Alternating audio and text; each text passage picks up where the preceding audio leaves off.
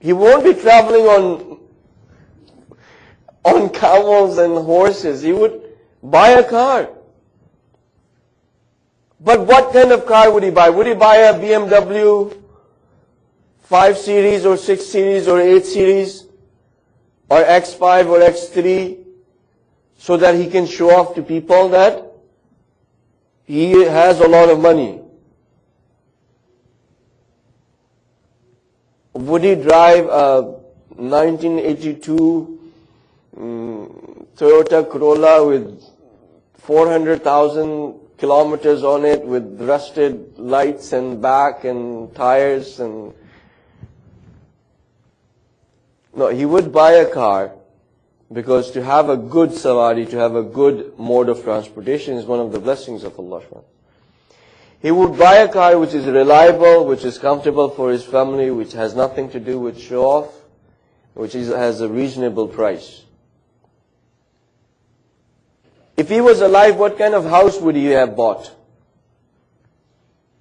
10,000 square foot, so he can show people that there is an elevator inside of the house?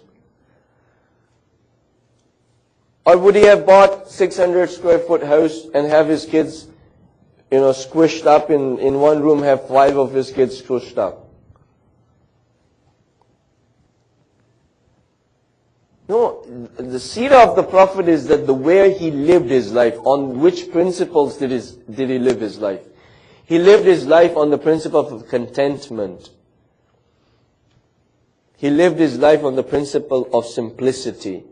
He lived his life on the principle of generosity. He lived his life on the principle of loving others. Those were the principles of his life. He lived on the principle of never to submit to falsehood. You have heard about the bravery of Imam Ali alayhi salatu wasalam. Yes or no? Imam Ali alayhi salatu wasalam was brave or not? He was brave, right? And to us, bravery, like this, a person comes to Imam Ali, says, you are very brave. Imam says, okay. You say, I'm very brave. Why? He said, because you're not afraid of any man. Imam says, if that is your criteria, then you are more shuja, you are more braver than me. If your criteria is not to be afraid, then you are more braver than me. That man was surprised, because he came to praise Imam Ali for his bravery, and he turns around and tells him, you are more braver than me. He says, look, I am not afraid of people, but I am afraid of Allah subhanahu wa ta'ala. You are afraid, you are not afraid of Allah subhanahu wa ta'ala, but you fear people. So who's braver? If being afraid of something, not being afraid of something is your criteria, I am not afraid of the people, but I am afraid of Allah subhanahu wa ta'ala. Who's greater in might? Allah subhanahu wa ta'ala or people? You who is not afraid of Allah subhanahu wa ta'ala, but you are afraid of people, then who is more braver? So Imam Ali was brave, right? Like you've heard about this.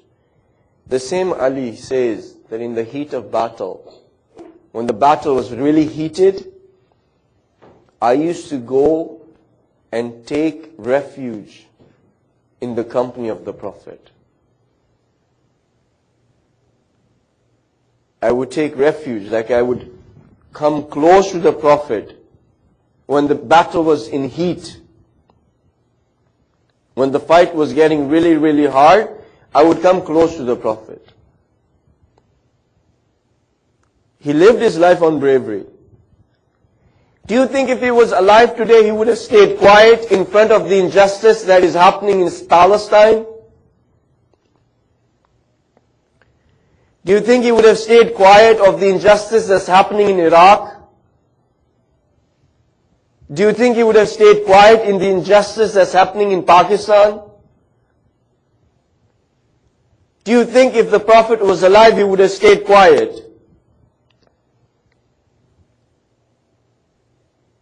Never.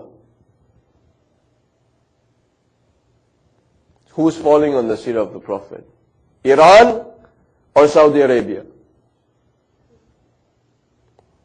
Who is standing against all of this oppression? And who is calling themselves the Sunnis of the Prophet? Baba, his seerah was that you put your voice against oppression, you do not compromise. If you're really walking the way the Prophet walked, living the way that he lived, you should be the first ones to put a voice against oppression that America is doing, or Israel is doing, or England is doing. You should be the first one. But no. What do?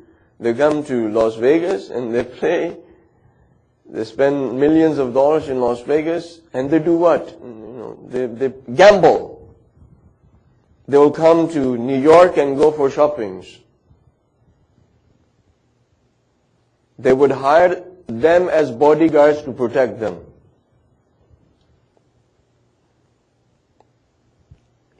You look at the world around you. Where are the followers of the Prophet? On which seerah do you think Imam Hassan lived his life? Which seerah? On which principles did he live his life? On the principles of the Prophet. Imam Hussain the same way. If you had put the Prophet in the shoes of Imam Hussain, he would have also given his head and not compromised Yazid. Every single Imam of ours lived his life on the principles that the Prophet lived his life on. Asiru bi sirati Jaddi Muhammad. Imam Hussain wrote this in his will, that I want to walk the way that the Prophet walked.